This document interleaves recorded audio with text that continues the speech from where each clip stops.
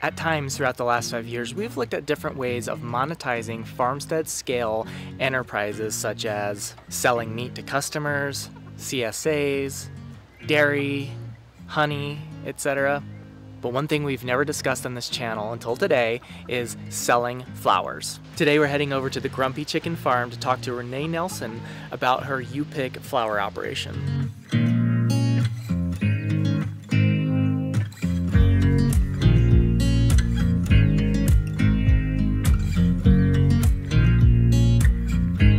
I'm Renee Nelson and I own Grumpy Chicken Farm. Started this farm this year. It's a U-Pick flower farm.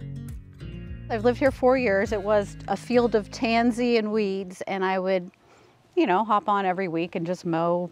And I thought, boy, I have 10 acres.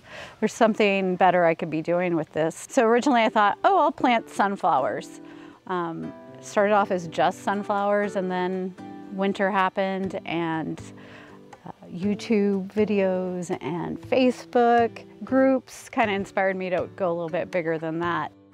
So my career, if you can call it that, which it really is I sell things on eBay. So another home-based business that I have running here. I've been doing that about 15 years. When you do eBay, you're kind of alone all the time. And yeah, I kind of wanted to get out and do the U-Pick and welcome people to come and just meet my neighbors. And I haven't really been out and about because I work indoors by myself all the time. So the U-Pick is really it's community building, it's meeting new friends, and it's just been amazing, really. I didn't expect the outpouring of help that people have offered. I have people come to me, I sell them a bouquet of flowers and they go out and pick it on their own. People come in, I have only advertised on Instagram and Facebook, and just a lot of word of mouth.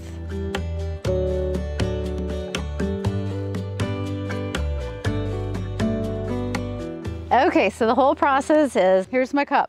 It doesn't look that big, but I'll show you, it'll get big. So I sell this for $20. You get your cup, you get water, you grab a pair of clippers, and then I take people out to the field and give them a quick lesson. So I have these tables set up so you can set your cup down, because it's a lot easier to set the cup down and not carry it around with you. Set the cup down. Then when you cut flowers, you want to cut them.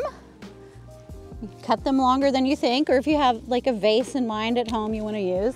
So cut them longer than you think. You want to strip off the leaves on the bottom. I just throw this in these aisles, and then at one point I will come back and grab it and compost it. If you cut them at a 45-degree angle is the best, because it allows the water to saturate more of the stem. Clip them at a 45-degree angle, strip off the leaves, and then, you can leave on some. It's kind of nice for the foliage. Start your bouquet. If there's a few things damaged, it doesn't affect me at all. And the whole point of annual flowers is the more you cut them, the more they come back. So I love people to come out and cut their own.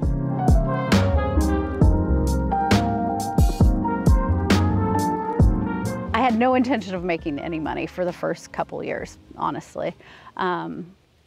Within the first month, we had paid off everything that I invested. Was started just, hey, this might just be for us.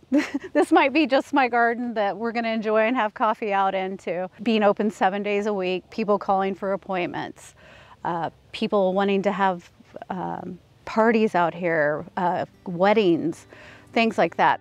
So right here we have zinnias. I started these about 3 weeks before our last frost. They don't love to be transplanted, but these 3 rows I did have starts. By the time I got to the 4th and 5th rows, it was kind of scattered seeds, and they look almost just as good. So these did come out a bit earlier, so that is good to stagger your plantings if you want them to last, especially if you're doing a cutting garden. These guys are sweet peas.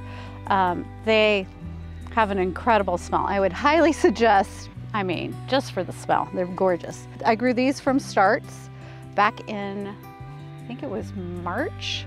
So they've done quite well. And they are a cooler weather kind of annual. This is the worst soil on the whole entire property. And I mean, I'm 5'6". These cosmos went crazy. They've done amazing. And there is actually a 4-foot row here, but you can't even squeeze through. So cosmos don't love great soil. So anyone can plant a cosmo and they make it. With the field of weeds that I had here before, going over the fall and the winter last year and learning from some of these seasoned flower farmers, went ahead and put down the road. I didn't use weed fabric, I used road fabric. It's a lot tougher than weed fabric. So what I do with the weed fabric is I create a template and then I go through with my my torch and I burn holes every 9 inches. Some weeds are gonna get in, but it keeps a majority of them out.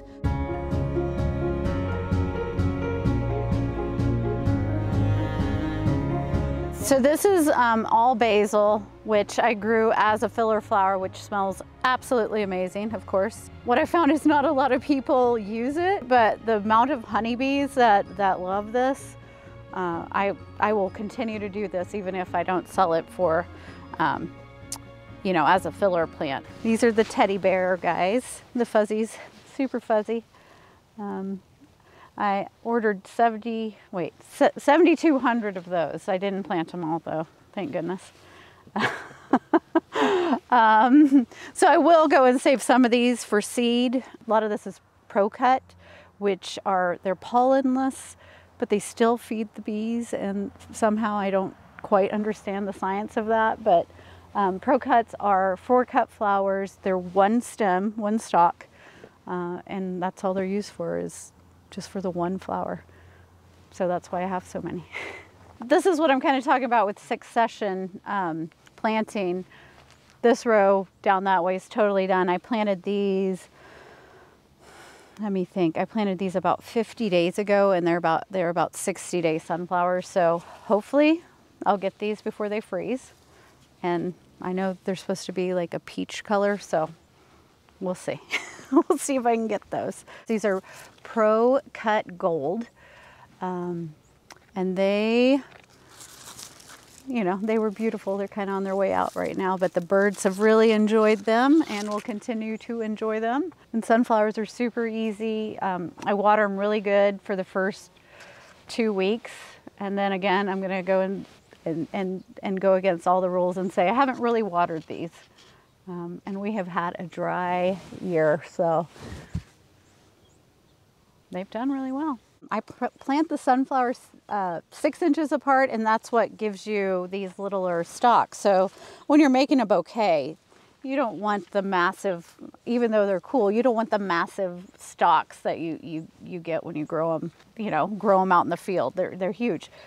You can actually, you know, you can put this nicely into a bouquet. It's not going to take up the whole thing. So that's one technique I use, is doing it, you know, planting them 6 inches from each other. See, this one's a little further planted away. This was about 9 inches away from each other, and look how bigger the stalk is. Look at all those seeds. Has tons of seeds in it. So, well, this one won't last as a cut flower, but it's great for the birds, and if you want to save the seed and plant them in the spring next year, this is what I would pick if you were gonna do that.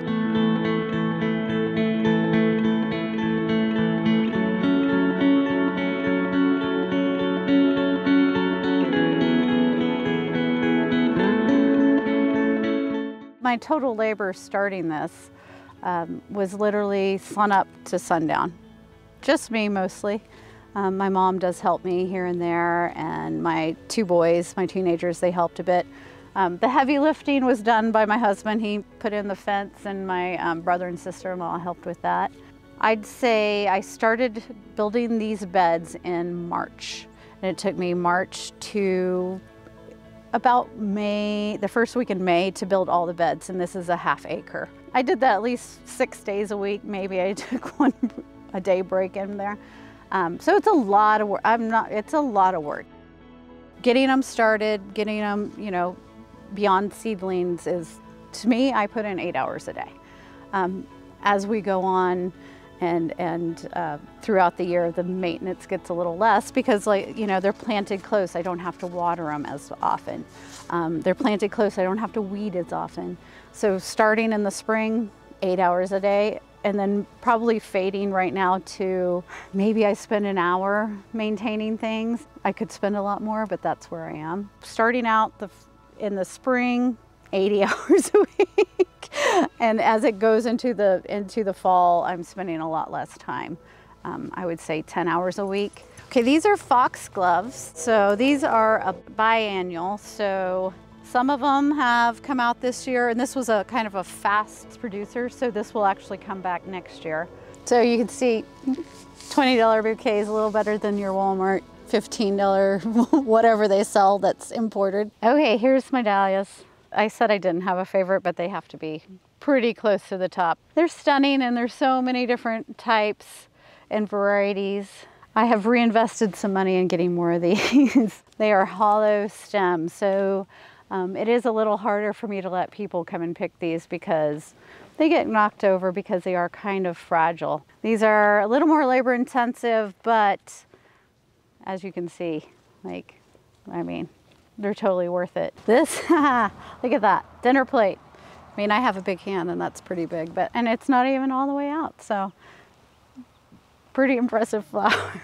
As you can see, Renee's main focus is growing flowers, but she is experimenting with a few other things. I flower farm because I don't vegetable farm, but there are a few vegetables that I will always have, tomatoes and hot peppers.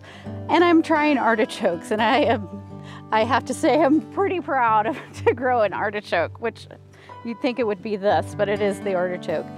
These are purple globe, and they will be perennial for up to 4 years in zone 5. Renee is also dabbling with pumpkins and is considering adding a U-Pick pumpkin enterprise to her business plan.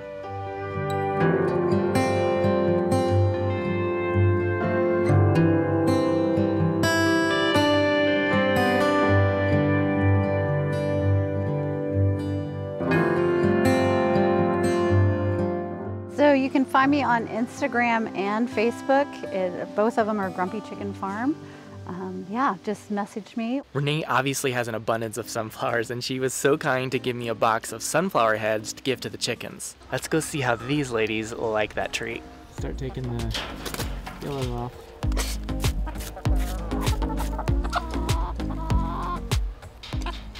All done? Almost. That looks pretty good. Dinner. No takers? Nothing. That's weird. Will you get another one? We'll feed it to the free-ranging chickens. Okay. Weird chickens. No one wants the sunflower seeds. Do you think pigs will eat it? Definitely, because pigs eat anything. All right, let's try it.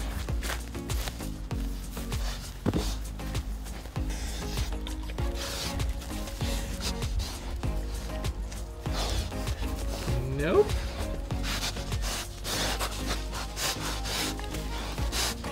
I guess animals don't like them. Well, I think it's ours that don't. I think most chickens will go crazy over it. Like most of farming, having a flower farm is a lot of work, but it's a definitely profitable and visually pleasing element to add to any homestead. As you heard from Renee, having a U-Pick flower operation can also open the door to many other things, such as events like weddings, or gives you the opportunity to sell other farm products like honey. And probably the best part is the building of community.